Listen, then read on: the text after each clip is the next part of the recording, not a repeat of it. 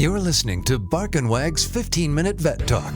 Each week, your host, Polly Requa, interviews veterinarians and individuals in the pet industry from across the nation answering pet questions. Bark and Wag podcast is produced weekly for your enjoyment, and show notes can be found at barkandwag.com under the podcast tab. That's BARKNWAG.com. Please remember to subscribe to Bark and Wag 15-Minute Vet Talk.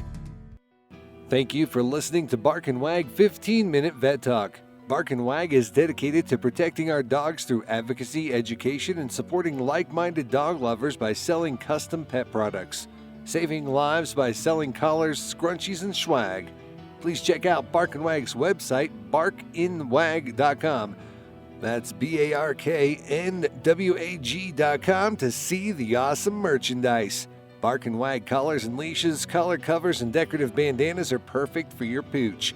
For the owner of the house, we have t-shirts, sweatshirts, long sleeve shirts, hats, and even coasters. We are expanding monthly, so be sure to check back. We love pooch ideas for podcasts and merchandise too, so send an email to polly@barkandwag.com with your suggestions. Welcome to Bark and Wag 15-Minute Vet Talk. I'm your host, Polly Requa. Today we're talking to Dr. Laura Brown, owner of Green Tree Animal Hospital in Libertyville, Illinois. Welcome, Laura. Hi, Polly. Happy holidays. Happy holidays. So today I wanted to talk about the foods that you should not give your pet over the holiday season. Okay. So, where do we begin? I've pretty much hit the gamut with dogs throughout my life of vomiting on Christmas Eve. Right.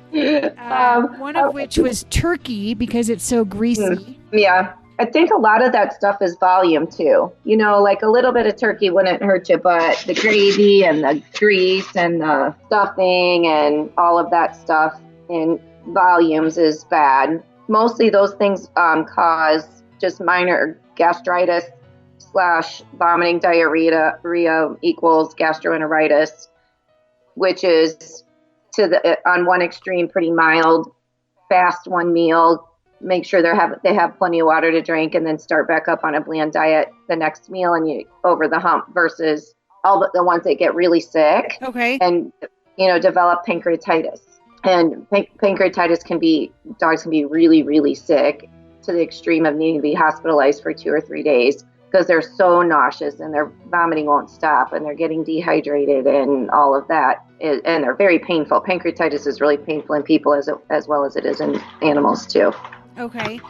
And what about nuts? So nuts are, once again, it's kind of a volume thing. Macadamia nuts are touted as being pretty toxic, but they have to eat a lot of them. Like one macadamia nut wouldn't do it, I don't think, but a whole bunch of them could make them pretty sick. Okay. Same kind of the same concept. They're pretty rich, right? And they're hard to digest for people. Okay. Sometimes. So if they're hard to digest for people, they're not going to be any easier for your pet. And obviously, no alcohol. That's a big one. Right.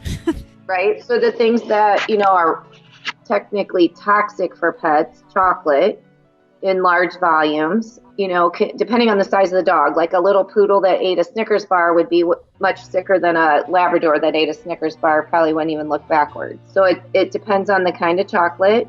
White baker's chocolate, and that's the other thing around the holidays, people are cooking a lot. And so baker's chocolate's super high in the theobromine, the toxic thing about chocolate. It's kind of like caffeine. Okay. So, and then milk chocolate and white chocolate are on the low end of the spectrum.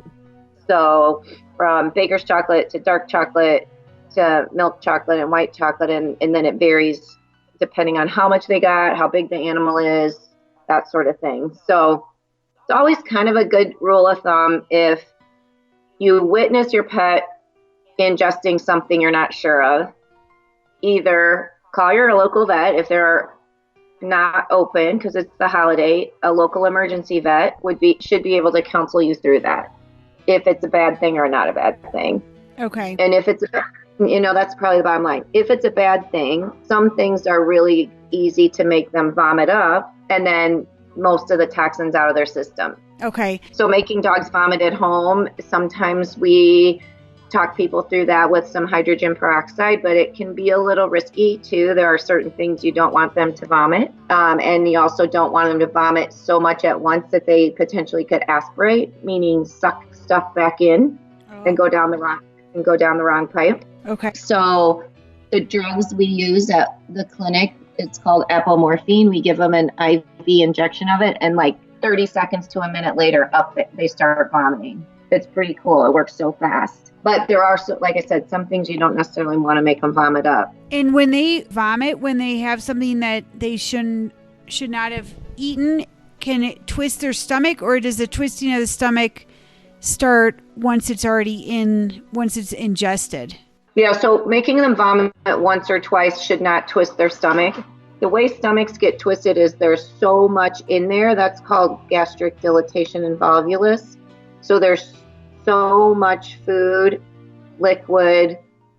Doesn't have to be anything toxic necessarily, but just like the classic example is a Labrador that gets into the food bin, eats half a bag of food, drinks a bunch of water, and all that stuff expands in their belly, and they can't make it come out. They can't vomit it up. They get a little excited. They suck in some air, and they can't burp anything out. They can't vomit anything up.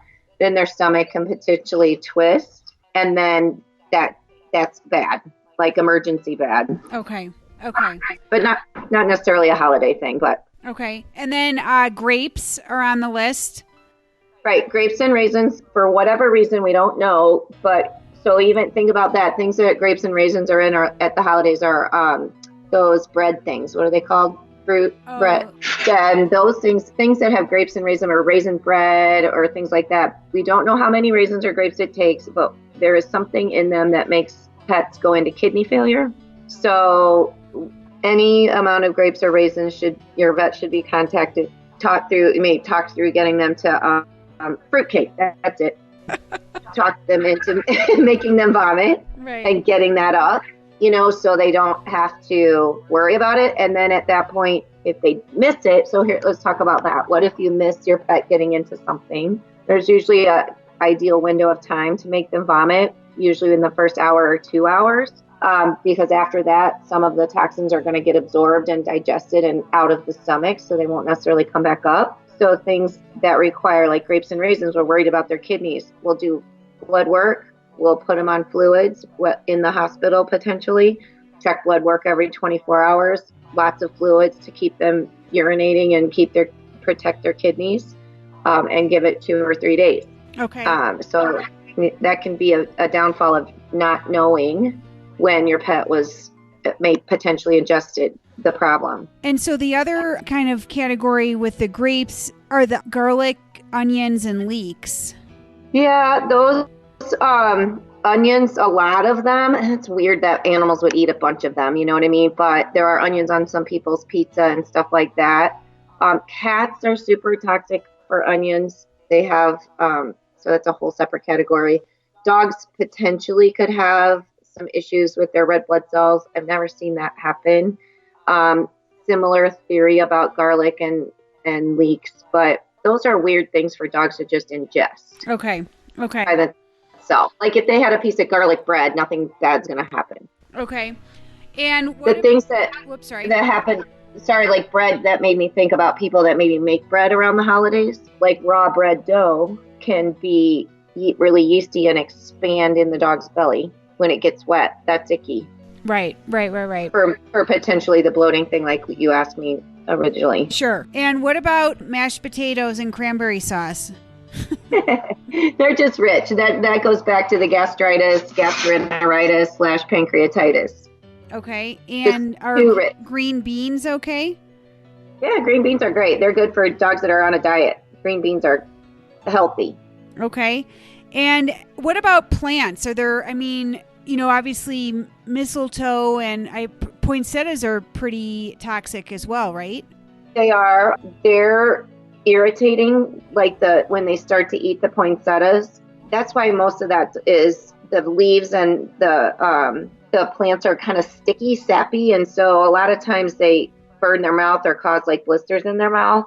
So they don't usually, most animals don't like ingest a whole poinsettia plant. They start chewing on the leaves and then they're like, eh. And so then they can definitely get a pretty decent upset tummy from that. Same for like mistletoe, holly, Christmas tree needles and stuff like that. Same deal. Okay. Pretty irritating. And also drinking the Christmas tree water, like that sappy stuff like that leaches into the water. Okay. So that would be another like gastroenteritis, upset tummy kind of thing. Okay. Once again, it's volume. Like how much do they get? And if they chew on things day in and day out versus they eat the whole thing all at once. If they just chew on things a little here and there, sometimes they're sick, a little sick all the time versus all of a sudden this big event. So it's just safer to keep it in mind.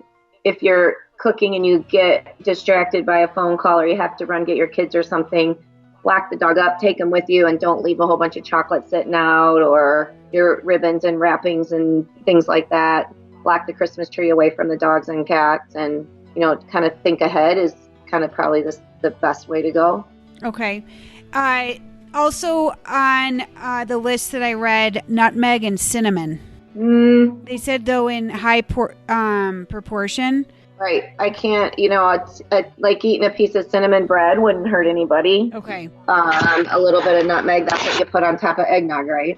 Yeah. Well, they said that, nutmeg can cause hallucinations. I would think that would go along the volume route. You'd have to get a lot of nutmeg for that to happen, I would think. And what about eggnog? If it's alcoholic, it's the same deal as any other alcoholic thing. Okay. Bad alcohol's bad. I just meant with the milk. Just if Or gastroenteritis too, like just gastroenteritis, like that's pretty rich. Most pets aren't used to that. The category of like really going to get an upset tummy versus this is toxic and could be life-threatening. Mm-hmm. We've kind of talked about both things. Sure. I would say if in doubt, call your local vet for advice about what happened. And then also this would be a good place to put that ASPC poison control hotline again. We've talked Yep, I'll put it in the show about that notes. before. Yeah, they're 24/7, 7 days a week. They're there on Christmas. But you just have to pay a fee to talk to them and get advice. But it's worth peace of mind if you're worried. Sure. And I would say it's always better to err on the side of checking it out versus ignoring it, because 2 or 3 days later it might be too late. Especially in the vein of thought of like lilies, like lilies are more of an Easter thing, but lilies are super toxic to cats, not as much to dogs, but they can go into kidney failure and not recover. So same thing, if you don't get it early and do some preventative fluids and lab work and things like that, there could be dire consequences. Okay, good. Well, this is always one of my favorite topics, and I appreciate you coming back on to talk about it. You're welcome. Probably out there in Colorado, you guys maybe be careful with the marijuana too. Well, that's a whole other podcast. Exactly, but more at the holidays with edibles and stuff like that maybe fits into our conversation as well. Yep, yeah, exactly. Well, thank you for being on the podcast, and we look forward to having you back. You're welcome. Thanks. I'll be back in the new year. Okay. Thank you. Thank you for listening to Bark and Wag's 15-Minute Vet Talk. If you like what you just heard, we hope you'll pass along our web address, www.barkandwag.com, to your friends and other pet owners. Have a pressing question for a veterinarian? Ask your question at barkandwag.com under the podcast tab. This has been a KFR production. Join us next time for another edition of Bark and Wag's 15-Minute Vet Talk.